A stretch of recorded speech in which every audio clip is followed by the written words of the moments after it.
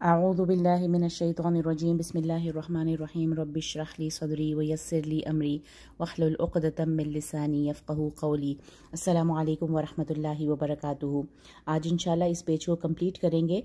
Last lesson में आपको याद होगा कि हमने 3 आयतों में एक स्पेशल किरदार का ज़िक्र पढ़ा था, जिसमें जो कि मुनाफिक का किरदार था, और मुफस्सिरीन एक शख्स अखनस बिन शुरैक का ज़िक्र करते हैं कि वो आयतें उसके बारे में नाजिल हुई थी। हम देखें तो उसमें जो जो कैरेक्टरिस्टिक्स बताए गए हैं वो बिल्कुल वैसे हैं जो कि एक मुनाफिक के होते हैं, कि जिसकी बातें तो दुनिया में आपको बहुत भली मालूम होती हैं, जो कुछ उसके दिल में है वो उस पर अल्लाह को गवाह भी ठहराता है, लेकिन दर हकीकत वो एक सख्त झगड़ालू इंसान है।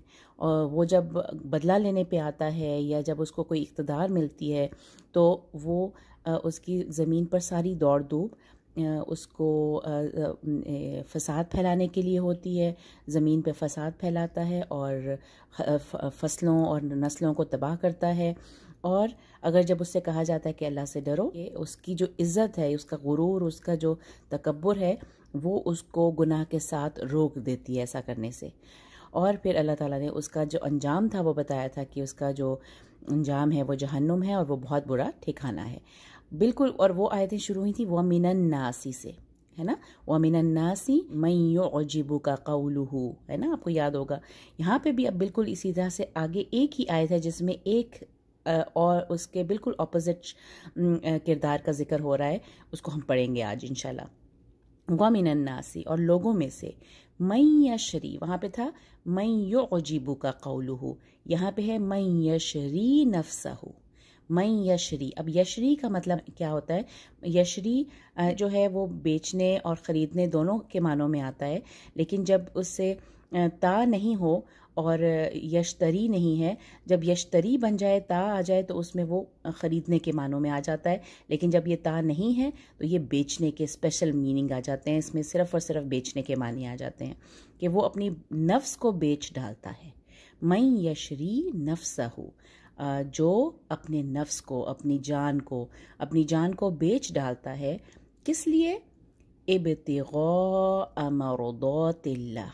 एक लंबा सा जुमला इकट्ठा याद रखना है और इसको जब जोड़ के पढ़ेंगे, नफ्सहु इब्तिग़ाअ मरदातिल्लाह, तो जो अपने नफ्स को बेच देता है, किस लिए? इब्तिगा कहते हैं तलाश में, हम पहले भी ये वर्ड पढ़ चुके हैं कि अल्लाह के फ़ज़ल को तलाश करो, हज की आयतों में हमने पढ़ा था। तो इब्तिगा जो है, इब्तिगा मरदातिल्लाह, मरदातिल्लाह, रज़ा, अल्लाह की रज़ा जो है, अल्लाह की खुशनुदी, अल्लाह की मर्ज़ी, ये इसके माने आएंगे कि जो अल्लाह की खुशनुदी हासिल करने के लिए इब्तिगा या खुशनुदी की तलाश में अपने नफ्स को बेच डालता है। लोगों में से कोई ऐसा भी है, तो मन फिर वो है, हु से पता चल रहा है किसी एक शख्स की बात हो रही है, एक किरदार की बात हो रही है। और यहाँ पे मुफस्सिरीन कहते हैं कि ये आयतें नाजिल हुई, एक सहाबी थे सुहेब रूमी के बारे में ये आयतें नाजिल हुई। सुहेब रूमी आई थिंक रोम से आके मक्का में वो आबाद हुए थे, और मक्का में जब वो आए थे तो उस वक़्त उनके पास कोई भी माल दौलत, और बहुत गुर्बत की हालत में वो वहाँ पे आके वहाँ पे उन्होंने रहना शुरू किया था। लेकिन मक्का में रहते हुए तिजारत करके उन्होंने काफ़ी माल बनाया और काफ़ी वो मालदार हो गए थे। तो जब वो इस्लाम कबूल किया और हिजरत करके वो वापस वो मदीना जाना चाहते थे, ये वो टाइम था जब नबी करीम सल्लल्लाहु अलैहि वसल्लम ऑलरेडी मदीना हिजरत कर चुके थे। तो मक्का से वो हिजरत करके मदीना जाना चाहते थे सुहेब रूमी, लेकिन कुरैश के जो सरदार थे उन्होंने उनको रोक लिया और कहा कि तुम्हारी तमाम दौलत चूँकि तुमने मक्का में बनाई है और उस पर मक्का के रहने वालों का ज़्यादा हक़ है, तो तुम इस माल को लेके तुम मदीना नहीं जा सकते नबी करीम सल्लल्लाहु अलैहि वसल्लम के पास। तो उन्होंने उनको रोक दिया था। और ان کے سامنے انہوں نے قریش مکہ نے یہ شرط رکھی تھی کہ اگر تم جانا چاہتے ہو تو تم چلے جاؤ، لیکن تمہارا مال تم یہاں پہ ہی چھوڑ کے جاؤ گے اور وہ ہمارے حوالے کر کے جاؤ گے۔ تو انہوں نے اپنی تمام جمع پونجی وہ سب کچھ مشرکین مکہ کے حوالے کیا اور خالی اپنے آپ کو، اپنے نفس کو لے کے وہ مدینہ ہجرت کر کے نبی کریم صلی اللہ علیہ وسلم کے پاس چلے گئے۔ اور نبی کریم صلی اللہ علیہ وسلم جب ان سے ملے تب یہ آیت نازل ہو چکی تھی، اور ان کو ملتے ہی حضور صلی اللہ علیہ وسلم نے انہیں کہا تھا کہ صہیب تم نے بہت اچھی تجارت کی، تم نے بہت اچھی تجارت کی۔ تو یہ مفسرین کا خیال ہے کہ یہ آیت ان کے بارے میں نازل ہوئی، وَمِنَ النَّاسِ مَن يَشْرِي نَفْسَهُ ابْتِغَاءَ مَرْضَاتِ اللَّهِ۔ آگے اللہ تعالیٰ نے بتائی اپنی ایک سٹیٹمنٹس، وَاللَّهُ رَؤُوفٌ بِالْعِبَادِ، اللہ بہت مہربان ہے، رؤوف ہے اپنے بندوں پر۔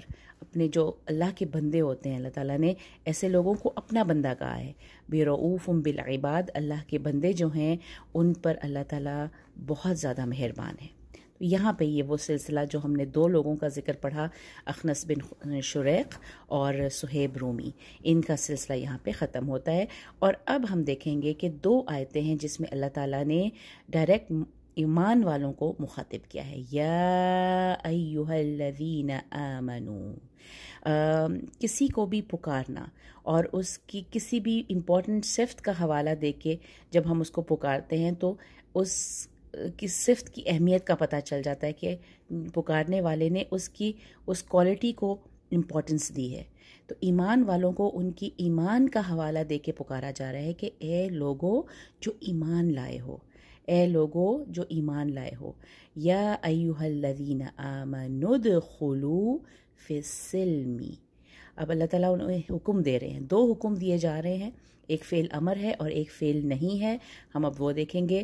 ادخلوا، اگر میں یہاں سے شروع کروں گی تو یہاں پہ میں حمزۃ الوصل کو پیش دے کے شروع کروں گی، لیکن چونکہ ہم پیچھے سے جوڑ کے پڑھ رہے ہیں تو آمنوا ادخلوا، نون پیش نو کو ہم ڈائریکٹ دال کے ساتھ جوڑیں گے، یہ بیچ میں واو، یہ والا الف اور یہ والا الف نہیں پڑھا جائے گا۔ یا ایہا الذین آمنوا ادخلوا، بہت آرام سے اس جگہ کو پڑھنا ہے، آمنوا ادخلوا، داخل ہو جاؤ، داخل ہو جاؤ تم سب، واو الف جو ہے وہ جمع کے لیے ہے کہ تم سب داخل ہو جاؤ، فی السلم، فی السلم اس کا ترجمہ کیا جاتا ہے کہ اسلام میں۔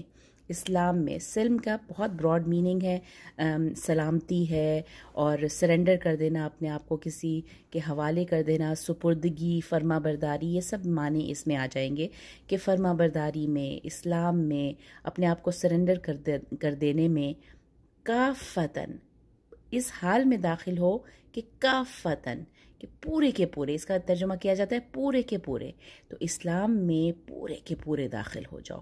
ایمان والوں کو ایک حکم دیا جا رہا ہے، جب بھی یا ایھا الذین آمنو سے آیت کوئی شروع ہو تو ہمارے کان کھڑے ہو جانے چاہیے کہ یہ ہمارے لیے کوئی حکم آ رہا ہے۔ تو ہمیں کہا جا رہا ہے یا ایھا الذین آمنوا ادخلوا فی السلم کافہ، 6 کاؤنٹ تک لمبا کریں گے کیوں فا کے اوپر شدہ ہے، کافہ۔ اگر آپ نے یہاں پہ رکنا ہے تو ہا کو تا مربوطہ ہا میں بدل جائے گا، کافہ، پورے کے پورے داخل ہو جاؤ اسلام میں، اسلام میں پورے کے پورے داخل ہو جاؤ، اور نہیں کیا کرنا، کیا نہیں کرنا، وَلَا تَتَّبِعُوا خُطُوَاتِ الشَّيْطَانِ إِنَّهُ لَكُمْ عَدُوٌّ مُّبِينٌ۔ بالکل یہی ایک آیت اس طرح کی جو فریز ہے ہم پہلے بھی پڑھ چکے ہیں، اور وہاں پہ وہ فریز آیا تھا، آپ کو یاد ہوگا ہم نے اسی 2 پارے میں ہی پڑھا تھا، یا ایھا الناس کلوا مما فی الارض حلالا طیبا، جب پوری بنی نوع انسانیت کو مخاطب کر کے اللہ تعالیٰ نے کہا تھا کہ جو کچھ ہم نے تمہیں دیا ہے، جو کچھ زمین میں ہے اس میں جو حلال اور طیب ہے اس کو تم نے کھانا ہے، اور پھر اس کے بعد نیکسٹ بات بتائی تھی وَلَا تَتَّبِعُوا خُطُوَاتِ الشَّيْطَانِ إِنَّهُ لَكُمْ عَدُوٌّ مُّبِينٌ۔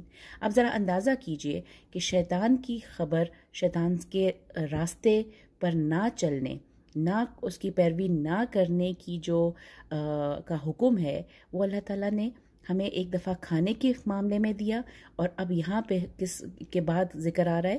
اسلام میں پورے کے پورے داخل ہو جانے کے بعد شیطان کا ذکر اللہ تعالیٰ کر رہے ہیں۔ اس سے یہ اندازہ ہوتا ہے کہ شیطان کا جو عمل ہے وہ اس کی رینج کیا ہے، کہ وہ اسلام میں داخل ہونے کا جو اتنا بڑا ایک ہمارا سٹیپ ہے اس پر بھی وہ اثر انداز ہوتا ہے، اور ہماری عام روزمرہ کی زندگی میں ایون جو ہمارے کھانے پینے کے معاملات ہیں اس میں ایون اس پر بھی اس شیطان کا حملہ ہوتا ہے۔ تو شیطان ہمارا کھلا دشمن ہے۔ یہ اللہ تعالیٰ کی مہربانی اور فضل ہے کہ اس نے قرآن میں ہمیں واضح طور پر بتا دیا، اِنَّهُ لَكُمْ عَدُوٌّ مُّبِينٌ وَلَا تَتَّبِعُوا خُطُوَاتِ الشَّيْطَانِ اِنَّهُ لَكُمْ عَدُوٌّ مُّبِينٌ، بے شک وہ تمہارا کھلا دشمن ہے۔ تو ہمیں اس کو یاد ہم نے اس طرح سے رکھنا ہے، دونوں آیتوں کو ریلیٹ کر کے رکھیے کہ وہاں پہ یا ایھا الناس سے آیت شروع ہوئی تھی، اور وہاں پہ کھانے کی بات کی تھی کہ زمین میں جو کچھ ہے اس میں حلال اور طیب کھاؤ، اور وَلَا تَتَّبِعُوا خُطُوَاتِ الشَّيْطَانِ، اور یہاں پہ مومنوں کو اسلام میں پورے کے پورے داخل ہونے کی بات کی جا رہی ہے، اور اگلی ہی بات اللہ تعالیٰ کہہ رہے ہیں وَلَا تَتَّبِعُوا خُطُوَاتِ الشَّيْطَانِ۔ تو شیطان کے عمل کی رینج بہت زیادہ ہے، زندگی کے ہر موڑ پہ شیطان کا ہمیں سامنا کرنا پڑتا ہے، اس کے وسوسوں کا سامنا کرنا پڑتا ہے، اور اللہ تعالیٰ ہمیں بتا رہے ہیں کہ اِنَّهُ لَكُمْ عَدُوٌّ مُّبِينٌ، کھلا دشمن۔ یہ بھی نہیں ہے کہ ڈھک چھپ کے وہ وار نہیں کرتا، بہت اوپنلی وہ آ کے وار کرتا ہے تمہارا دشمن۔ اس کے بعد اس سے اگلی آیت بھی ہم سے ہی مخاطب ہیں، اللہ تعالیٰ مومنوں سے مخاطب ہیں۔ تم اور کم کا ہم یہاں پہ ضمائر دیکھیں گے۔ فَإِن زَلَلْتُمْ، شیطان کا ذکر آیا نا، شیطان نے حضرت آدم اور حضرت حوا کے ساتھ کیا کیا تھا، وہاں پہ ہم نے پڑھا تھا فَأَذَلَّهُمَا الشَّيْطَانُ، ان دونوں کو پھسلا دیا، ان دونوں کو بھٹکا دیا۔ شیطان نے وہاں پہ حضرت آدم کو اور حضرت حوا کو دونوں کو پھسلا دیا تھا۔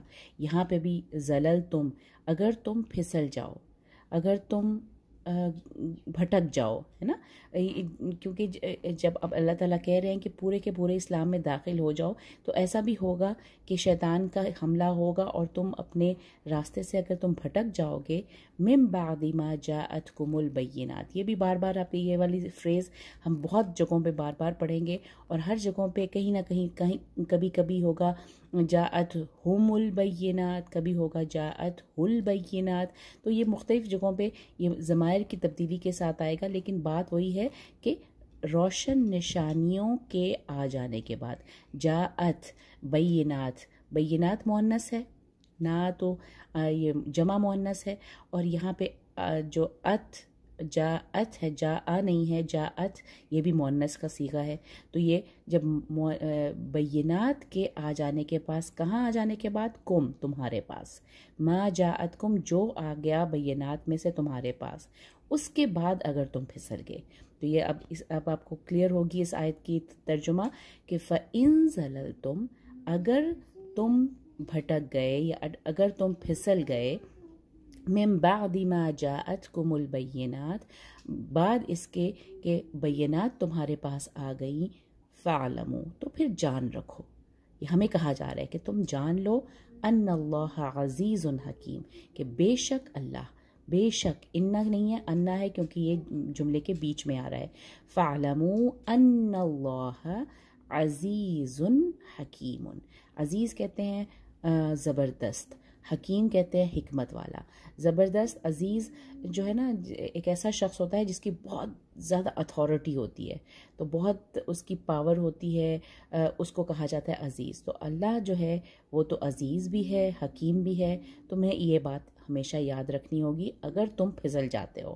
تو یہ ہمیں، یہ مومنوں کے ساتھ خاص طور پر لینینٹ ہو کے اللہ تعالیٰ بات کر رہے ہیں۔ ادروائز جب ہم اگلی پیج پہ انشاءاللہ جب ہم پڑھیں گے بنی اسرائیل کے بارے میں، تو وہاں پہ جب وہ اپنے کسی کام سے پھرتے ہیں تب ان کے لیے شدید العقاب کی بات ہوگی کہ اللہ تعالیٰ وہاں سختی سے بات کریں گے۔ لیکن یہاں پہ آپ دیکھیں تو آپ کو انداز جو ہے وہ لینینٹ لگ رہا ہے کہ اگر تم پھسل جاتے ہو، کیونکہ ایمان والے پھسل جاتے ہیں نا، تب جب ان کے ایمان کی طاقت ایسی ہوتی ہے کہ اگر وہ پھسلتے ہیں تو وہ دوبارہ واپس بھی آ سکتے ہیں۔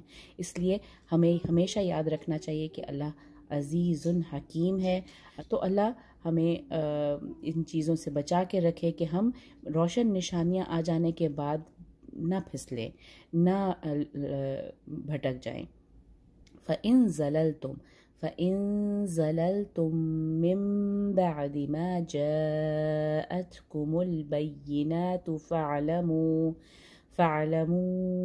أَنَّ اللَّهَ عَزِيزٌ حَكِيمٌ۔ آگے اب دیکھیے، ابھی تک جو یہ 2 آیتیں تھیں اس میں ڈائریکٹ سیکنڈ پرسن سے مخاطب تھے، ہم سے مخاطب تھے اللہ تعالیٰ، تم کہہ کے بات ہو رہی تھی، یا ایھا الذین آمنو، تم پورے کے پورے داخل ہو جاؤ، اور تم شیطان کے خطوات کی پیروی مت کرنا، ہے نا، تم کر کے بات ہو رہی تھی۔ اور اگر تم پھسل جاؤ، اور اس کے بعد کم بھی آیا کہ بینات کے تمہارے آ جانے کے بعد، تمہارے پاس آ جانے کے بعد، تو تم کر کے بات ہو رہی تھی۔ اچانک اب ینظرون اور تھرڈ پرسن کی بات ہو رہی ہے، تو تھرڈ پرسن ہے ینظرون، یعنی کہ وہ منتظر ہیں، وہ انتظار کر رہے ہیں۔ اب یہ حل کیا ہے؟ حل کے ویسے تو معنی ہوتے ہیں کیا، ہے نا، کیا کے معنی ہوتے ہیں، کوشچن ہوتا ہے، کوشچننگ ورڈ ہوتا ہے، لیکن اب آگے ہم ایک ورڈ دیکھ رہے ہیں الا۔ یہ جو الا ہے نا، اس کا اور جو کمبینیشن بنتا ہے، تو یہ اکثر جگہوں پہ یہ الا جو ہے حصر کا مفہوم پیدا کرتا ہے۔ اس کی وجہ سے حل کا ترجمہ کئی دفعہ نہیں بھی کیا جاتا ہے۔ ہم نے بہت سارے کمبینیشنز پڑھے تھے، ما اور الا کا، اور لا اور الا، جیسے لا الہ الا اللہ، نہیں ہے کوئی معبود سوائے اللہ کے۔ اسی طرح ہم نے پڑھا تھا کمبینیشن ان اور الا کا، وہاں پہ بھی ان کا میننگ یوزلی نہیں ہوتا، لیکن ان وہاں پہ بھی نہیں کے معنی تھا، ان الکافرون الا فی غرور، اس طرح کی ایک آیت ہے کہ کافر تو سوائے صرف اور صرف دھوکے میں ہے۔ تو حصر، یہ جو صرف اور صرف کا مفہوم پیدا ہوتا ہے نا، وہ الا اور اس اسلوب سے پیدا ہو جاتا ہے۔ تو یہاں پہ بھی حل نہیں کے معنی دے رہا ہے، ماں کے معنی دے رہا ہے کہ نہیں وہ منتظر، وہ یعنی کہ تھرڈ پرسن کی بات ہو رہی ہے، نہیں وہ منتظر سوائے اس کے ان یأتیہم اللہ فی ظلل من الغمام، یأتیہ آ جائے، کہ آ جائے، ہم ان کے پاس، اللہ یہاں پہ اللہ ایز اے فائل طور پہ آ رہا ہے کہ اللہ آ جائے ان کے پاس۔ کچھ مفسرین کہتے ہیں کہ یہاں پہ ایک ورڈ امر اللہ محذوف ہے کہ اللہ کا حکم آ جائے ان کے پاس۔ تو اس طرح سے مختلف ترجمے آپ دیکھیں گے تو اللہ کا حکم آ جائے یہاں پہ، ادروائز اگر اس طرح سے کیا جائے کہ اللہ ڈائریکٹلی ان کے پاس آ جائے، فی ظلال من الغمام، بادلوں کے سائے میں۔ ظلل کہتے ہیں سائے کو، سائبان کو، جو جس چیز کا شیڈ ہوتا ہے نا، شیڈ کو کہتے ہیں۔ من الغمام، بادلوں کے شیڈ میں اللہ آ جائے، یا اللہ کا فیصلہ آ جائے ان کے پاس ہم این یاتیہم، تو کیا وہ اس چیز کے منتظر ہیں؟ ہم کیا کے معنوں میں بھی آپ کو ترجمہ ملے گا، اور ورنہ پھر یہ ہے کہ وہ نہیں منتظر سوائے اس کے کہ اللہ اپنے بادلوں کے سائے میں ان کے پاس آ جائے، اور اللہ ہم دیکھ رہے ہیں کہ پیش کے ساتھ ہے، اس کے بعد والملائکۃ، یہ بھی، اور فرشتے بھی آ جائے۔ تو یعنی کہ یہ پورا ایک براڈ، ایک لمبا جملہ ہے جس میں 2 فاعل ہیں کہ اللہ بھی آ جائے اور فرشتے بھی آ جائیں۔ تو چونکہ اللہ کا عذاب، اللہ کے جو فیصلے ہوتے ہیں وہ اللہ فرشتوں کے ذریعے ان کو کرتے ہیں، تو یہاں پہ ترجمہ اکثر آپ کو یہ بھی ملے گا کہ اللہ کا عذاب ان پر آ جائے۔ کیا وہ اس چیز کے منتظر ہیں کہ وہ نہیں منتظر سوائے، یعنی کہ حصر کا، وہ تو صرف اسی چیز کے منتظر ہیں کہ اللہ اور اس کے فرشتے آ جائیں۔ یأتیہم اللہ، اور یہ فی ظلال من الغمام صرف اور صرف اللہ تعالیٰ کے لیے ہے، اور پھر والملائکۃ، اور ملائکہ بھی آ جائے، اور دوسرا کام کیا ہو، وقضی الامر، ایک تو ہے کہ اللہ اور فرشتے آ جائیں، اور دوسرا ہے وقضی الامر، اور فیصلہ کر دیا جائے۔ قضی الامر، قضائے عمری کہتے ہیں نا، جب عمر ختم ہو جاتی ہے، آپ کی لائف ختم ہو جاتی ہے اور موت آ جاتی ہے، قضا یعنی ختم ہو جانا۔ یہاں پہ وقضی الامر کا مطلب ہے کہ اور فیصلہ سنا دیا جائے، فیصلہ کر دیا جائے، ٹھیک ہے۔ کیا وہ اس چیز کے منتظر ہیں، یا تو وہ، یا یہ کہا جائے گا کہ نہیں ہے وہ منتظر سوائے اس کے۔ تو یہ ایک ذرا ٹرکی سا جملہ ہے جس کا ترجمہ آپ کو مختلف جگہوں پہ مختلف طرح سے ملے گا، لیکن یہ ایزی ہے انشاءاللہ۔ آپ ان دو چیزوں کی بات کی ہے کہ وہ دو چیزوں کا انتظار کریں گے۔ هل ينظرون الا، یہاں پہ 4 کاؤنٹ تک لمبا کریں گے۔ هل ينظرون الا ان يأتيهم الله في ظلل من الغمام والملائكة وقضي الامر۔ اب آگے کیا ہے؟ وَإِلَى اللَّهِ، اور اللہ ہی کی طرف ترجع الامور۔ ترجعو یہ فعل مجھول ہے جس کا مطلب ہوتا ہے نا جیسے ایکٹیو اور پیسیو وائس ہوتا ہے، تو یہ پیسیو ٹرم ہے۔ ترجع الامور، تمام امور لوٹائے جائیں گے، لوٹیں گے نہیں۔ ترجعو کا مطلب یعنی کہ اس مجھول کی وجہ سے بن رہا ہے لوٹائے جائیں گے۔ رجا کا مطلب ہوتا ہے نا لوٹنا، لیکن ترجعو ایک فعل مجھول ہے تو اس کا میننگ بننے گا ترجعو، لوٹائے جائیں گے۔ تو تمام فیصلے اللہ ہی کی طرف لوٹائے جائیں گے۔ تو یہ ایک اس طرح سے آیت بن رہی ہے۔ هل ينظرون الا ان يأتيهم الله في ظلل من الغمام والملائكة وقضي الامر وَإِلَى اللَّهِ تُرْجَعُ الْأُمُورِ۔ تو یہ جو اینڈنگز ہیں نا، اب ہم اس لیول پہ آ گئے ہیں سورہ بقرہ کی کہ یوزلی ہم بہت آسانی سے ہمیں سٹارٹ یاد ہو جاتے ہیں کہ کوئی بھی آیت کیسے سٹارٹ ہوتی ہے وہ ہمیں یاد ہوتا ہے، لیکن کیسے وہ اینڈنگ ہوتی ہے اس پہ ہم نے خاص فوکس رکھنا ہے کہ کوئی بھی آیت، اس آیت میں کیا ذکر ہے اور اس کی اینڈنگ اللہ تعالیٰ نے کن الفاظ میں کی ہے۔ تو ان کا ابھی سے آپ اگر پکا کریں گے نا، وَإِلَى اللَّهِ تُرْجَعُ الْأُمُورِ اس کی اینڈنگ ہے، اور اس طرح سے ایسوسیشنز بنا کے جب ہم یاد کریں گے تو انشاءاللہ یہ آیتیں زیادہ دیر تک یاد رہیں گی، اور امید کرتی ہوں یہ آیتیں انشاءاللہ آپ کو ایزی لگیں گی۔ جزاک اللہ خیر۔ السلام علیکم ورحمۃ اللہ وبرکاتہ۔